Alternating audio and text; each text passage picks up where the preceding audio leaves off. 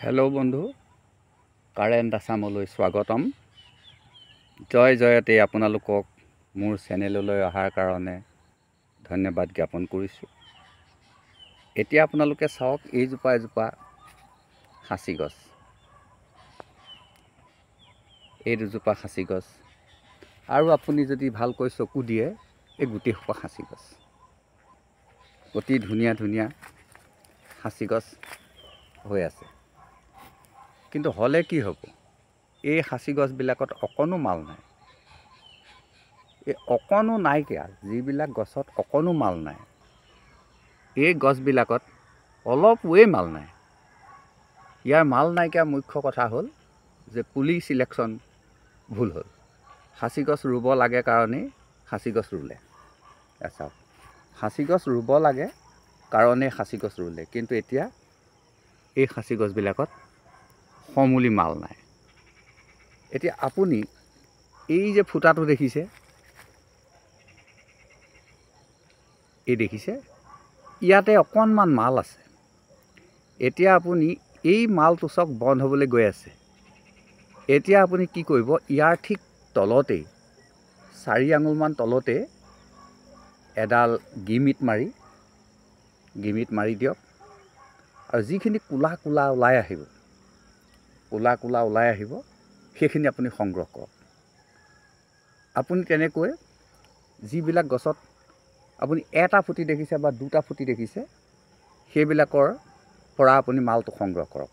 যিখিনি কোলা কোলা আপুনি উলিয়াই আনিব, সেইখিনিয়ে হ'ল আপোনাৰ আগৰ। আপুনি উলিয়াই আনক।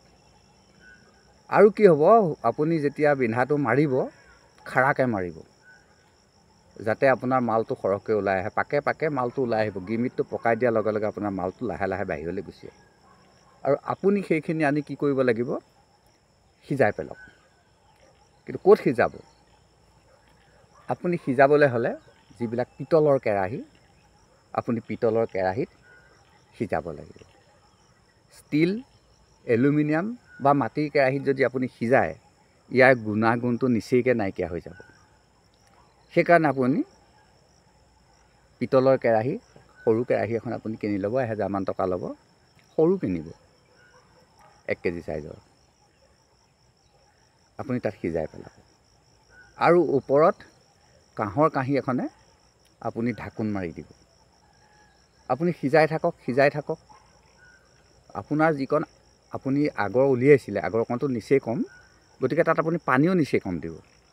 আপুনি সিজাই থকাৰ পিছত কাঁহীখনত আপোনাৰ কিছুমান পানী গোট খাব, ভাপ হৈ। সেইখিনি আপুনি আপোনাৰ কৌশল প্ৰয়োগ কৰি আপুনি সংগ্ৰহ কৰক। আৰু সেইখিনি আপুনি আপোনাৰ গাত সানি চাওক। আৰু আপুনি কি অনুভৱ কৰে, সেই অনুভৱটো আপুনি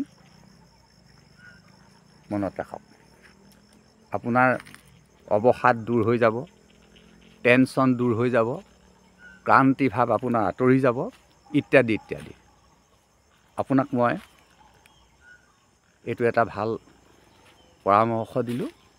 আপুনি যেতিয়া সাঁচি খেতি কৰিছে, আপুনি সেই কামটো কৰক।